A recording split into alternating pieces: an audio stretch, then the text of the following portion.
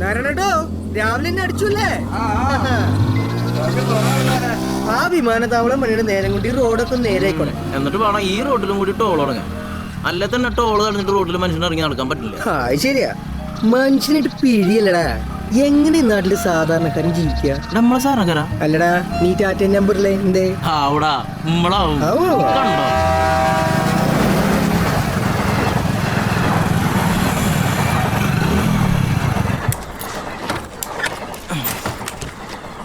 പിടി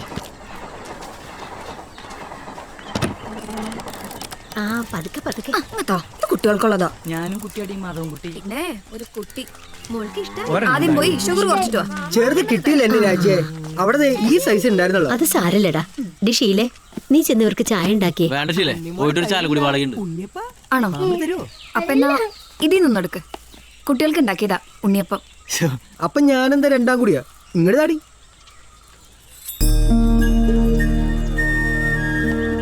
എന്റെ രാധേച്ചി, നിങ്ങളെ ബാബാസുരേക്കറിൽ ഞങ്ങൾക്ക് ഒരു സീറ്റ് തരുമോ? സുഖ ചാപ്പാടാണേ.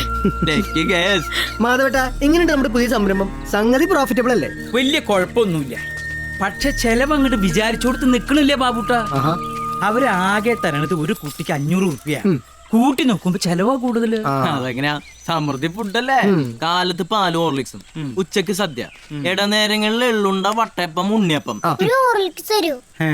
സത്യം, ഒരു കുപ്പി ഹോർലിക്സ് ഞാനൊരു ഭരണിയിലാക്കി കലക്കിയിട്ട് നിന്റെ കുഞ്ഞിക്കണത്തിലേക്ക് ഒഴിച്ചു തരാം. മതിയോ? മതിയെന്ന്. കഷ്ടമുണ്ട്. പിന്നെ എങ്ങനെ ചെലവ് കൂടാണ്ടിരിക്കുക? കുട്ടികളുടെ കാര്യല്ലേടാ, നമ്മുടെ വീട്ടിലേക്കല്ലേ വരണേ. അപ്പൊ നമുക്കൊരു തൃപ്തി ആവണ്ടേ? അതിലൊക്കെ എങ്ങനെ നമ്മൾ കണക്ക് നോക്കുക? എന്നാ പിന്നെ കിടാങ്ങൾ പോകുമ്പോ വീട്ടിലേക്ക് ഒരു പാർസലും കൂടി കൊടുത്തയച്ചോ. എന്റെ രാജി, ഒരു ബിസിനസ് ആകുമ്പോ നമ്മൾ കണക്ക് നോക്കിയിരിക്കണം. ഇല്ലെങ്കിൽ കമ്പനി വിളിയില്ലേ? എന്റെ മാധവട്ട, ഇപ്പൊ ഞങ്ങളുടെ കാര്യം തന്നെ നോക്കിയേ. ചെറിയ രീതിയിൽ തുടങ്ങിയ ചെറിയൊരു ഇടപാടല്ലേ. ഇപ്പഴാ ലക്ഷങ്ങൾ ടേൺ ഓവറുള്ള one of the top most കമ്പനിയാണ് BNB Kuries, head office Faridabad. കാര്യം തൊടാ, കണക്കും കാര്യങ്ങളും കറക്റ്റാ. സംഗതി ഞങ്ങൾ കമ്പനിയുടെ മാനേജിംഗ് ഡയറക്ടേഴ്സാ. പക്ഷെ കണക്കിന്റെ കാര്യത്തില് no company, no compromise, only business. അതല്ലേ ഞങ്ങളുടെ വിജയത്തിന്റെ രഹസ്യം, അല്ലടാ ബാലു? പിന്നെ എന്നാ അപ്പൊ ഫീസ് കൂട്ടല്ലേ? രാഴ്ച ധൈര്യമായിട്ട് കൂട്ടിക്കോ. കാശ് കൂടുന്നതനുസരിച്ച് ഇപ്പൊ സ്ഥാപനത്തിന് ഗ്രേഡ് കൂടുക. അതെപ്പോഴത്തെ ഒരു ട്രെൻഡ്. ഇപ്പൊ തന്നെ 1-2 പാർട്ടീസ് എന്നോട് ഇവിടെ അഡ്മിഷൻ കിട്ടുമെന്ന് ചോദിച്ചു നിപ്പുണ്ട്. ഡേ കെയറിനൊക്കെ ഇപ്പൊ നല്ല ഡിമാൻഡാ. ധൈര്യമായിട്ട് കൂട്ടിക്കോ.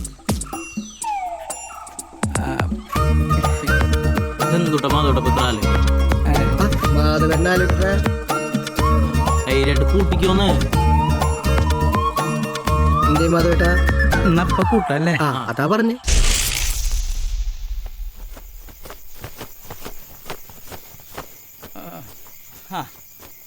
എടി രാധേ, വിശറി കിട്ടിയില്ലേ നിനക്ക്? ഇവള് ഏത് അടുപ്പിൽ പോയിരിക്കുക? ഓരക്കട മൂട്. വന്നു. എടി, നീ ആ ഫോൺ ശരിക്കാണോ വെച്ചിരിക്കുന്നു നോക്കിയോ? നോക്കി മാധവേട്ടാ, അത് ശരിക്കും തന്നെയാ. ഇനി അത് ചത്തിരിക്കോ മറ്റാണോ? അല്ല മാധവേട്ടാ, ഷീല ഇപ്പൊ ബാബുട്ടിനെ വിളിച്ചല്ലേ ഉള്ളു അതിന്ന്. പിന്നെ ഈ നേരായിട്ടും അവൻ എന്താ എന്നെ വിളിക്കാത്തെ? വെറുതെ മനുഷ്യനെ തീ തീറ്റിക്കാൻ. അങ്ങനെ ഇപ്പൊ തീ തിന്ന് ആരും ഇവിടെ വയറ് നിറയ്ക്കണ്ട. കഞ്ഞി വിളമ്പി വെച്ചിട്ടുണ്ട്, വാ കഴിക്കാം.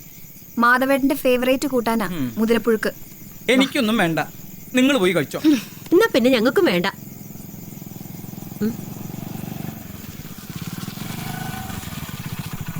ബാബുട്ടിന് തന്നെയാവും.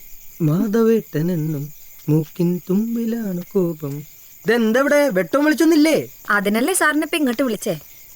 ഓ ശരി മാഡം. എന്തുട്ടാ മാധവേട്ട കംപ്ലൈന്റ്? എടാ, അവൻ ഈ നേരം വരെ ആയിട്ടും ഈ കുടുംബത്തേക്ക് വിളിച്ചിട്ടില്ല. ഇന്ന് അവൻ ആ കൊച്ചിനെയും വിളിച്ചിട്ടില്ല. എന്തൊരു കഷ്ടാണെന്ന് നോക്കി. 4-5 ദിവസം എന്നെ വിളിച്ചിട്ട് 2 ദിവസമായിട്ട് വാട്സാപ്പിലും കണ്ടില്ല. എന്ത് ഷാപ്പെന്ന്? ഷാപ്പല്ല മാധവേട്ട, വാട്സാപ്പ്. ന്യൂ ജനറേഷനാ. ഓ, എനിക്കിതൊന്നും അറിയില്ല. ഇനിയിപ്പൊ ഈ വയസ്സാവാൻ കാലത്താ ഓരോ ആപ്പ്. നീ ഒന്ന് വേഗം പോയി നോക്കി എന്റെ ബാബു. ഇവിടെ പോയി ആ ട്യൂബ്ലൈറ്റ് ഒന്ന് ഓൺ ചെയ്തതാ, അതോടെ എല്ലാം പോയി. ഷീലേ, നീ പോയൊരു തോട്ടിങ്ങന്റെ അടുത്തേ. എടി ഇരുമിന്റെ വേണ്ടട്ടാ.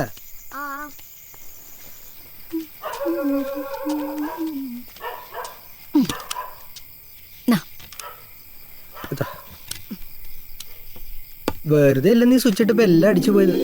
ഹൈ വോൾട്ടേജ് അല്ലേ? ഈ വോൾട്ടേജ് താങ്ങാൻ പറ്റാത്തോണ്ടായിരിക്കും മൂപ്പരിട്ടിട്ട് പോയതല്ലേ?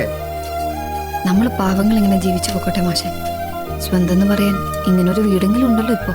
അത് തന്നെ ഭാഗ്യം. ഞാൻ ചുമ്മാ പറഞ്ഞാടി, സോറി. നീ ചോദിച്ചു. ഈ പെൺകുട്ടികളുടെ മനസ്സും കുംഭമാസത്തിലെ നിലാവ് ഒരുപോലാണെന്ന് പറയുന്ന വെറുതെ അല്ലല്ലേ? ദേ ഇത് തന്നെ കെടു ഒപ്പം ആ ആ വന്നല്ലേ. അവിടെ വന്നപ്പോ ഇവിടെ പോയിട്ടാ. ഓ കരഞ്ഞേട്ടോ ഇപ്പൊ ശരിയാക്കിയ ഇതിപ്പോ ഞാൻ എവിടെ കുത്തിയേ മാധവേട്ടോ. ഇതിങ്ങനെ വെച്ചാലേ KCB-കാരെന്നെ പിടിച്ച് റോസ്റ്റ് ചെയ്യും. നാളെ ലൈൻമാനും കൊണ്ട് വരാ, എന്നിട്ട് ശരിയാക്കട്ടാ. അപ്പൊ പിന്നെ അത് മതി. അല്ല ഈ KCB-കാരൊന്ന് ഈ ലൈൻ ശരിയാക്കിയാ നമ്മുടെ ലൈൻ കട്ടാവില്ലേ? ഓ അപ്പൊ വെറുതെ അല്ലേ ഇടയ്ക്കിടയ്ക്ക് ഈ ലൈൻ കട്ടാവണല്ലേ? മനസ്സിലായില്ലേ? ഒന്നുകൂടെ കുത്തി നോക്കിയാലേ. വേണ്ട, എനിക്ക് KCB-കാര് വഴക്ക് പറഞ്ഞാലോ. നീ വിട്ടോ പോയിക്കോ.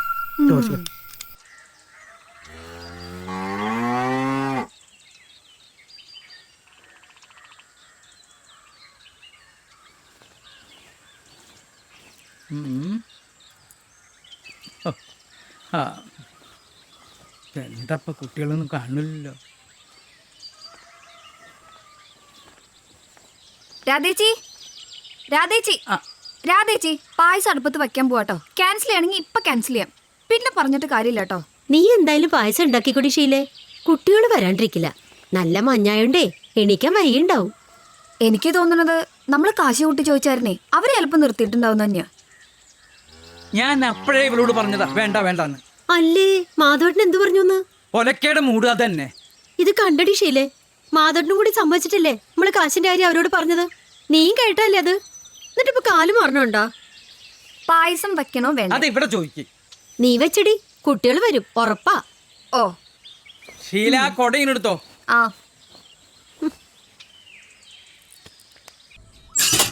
മാധവൻ നായർ എന്ത് പറഞ്ഞാലും ഇനി നിങ്ങളുടെ ഡേ കെയറിലേക്ക് ഞങ്ങളുടെ കുട്ടികളെ വിടുന്ന പ്രശ്നമില്ല. ഫീസൊന്നും ഞങ്ങൾക്കൊരു വിഷയമല്ല. സ്ഥാപനത്തിന്റെ റെപ്യൂട്ടേഷൻ ഞങ്ങൾക്ക് അതാണ് പ്രധാനം. അതുകൊണ്ട് തൽക്കാലം ഞങ്ങൾ അവരെ വേറൊരു ഡേ കെയറിലേക്ക് ചേർത്തു. ജോസ് വക്കീലിന്റെ ഭാര്യ നടത്തുന്ന ഡേ കെയർ. അവിടെ ആവുമ്പോ വീഡിയോ ഗെയിമും ടോയ്സും ഒക്കെ ഉണ്ട്. പിന്നെ റൗണ്ട് ദ ക്ലോക്ക് മെഡിക്കൽ കെയറിങ്ങും. മാധവൻ നായരുടെ വീട്ടിൽ വന്നതിന് ശേഷേ ഇന്റെ കുട്ടികൾ തെറി വരെ പറയാൻ തുടങ്ങി, അറിയോ? തെറിയോ? എന്റെ വീട്ടിൽ നിന്നോ? അതെ, തെറി തന്നെ. എന്താ കേൾക്കണോ? അവറ്റങ്ങടെ വായിന്ന് വീണ മുട്ടൻ തെറി.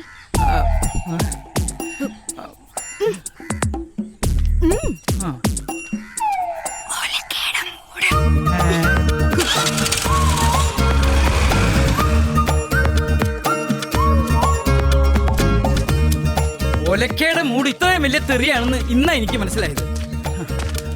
എന്താ പറയണേ? ഒലക്കേടെ മൂട് അതന്നെ. ഇതങ്ങോട്ട് പോട്ടെ.